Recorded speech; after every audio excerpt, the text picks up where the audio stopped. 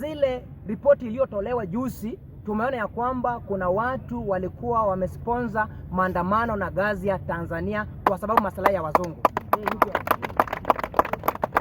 Ningependa kuambia mama, kama maandamano imeruhusiwa kufanywa nchi yoyote, hata hapa Kenya tunafanya maandamano, but hatujawahi fanya maandamano ambapo polisi anapigwa risasi.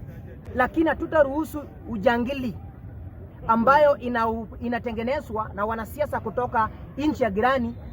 Si wanasiasa wote wa Kenya ni wabaya, baadhi yao ndio wanasponsor hii kabisa.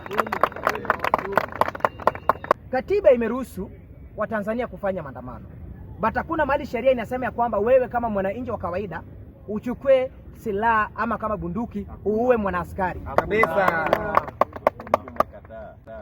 Hiyo na tunasema tumefanya nini? Tumekataa.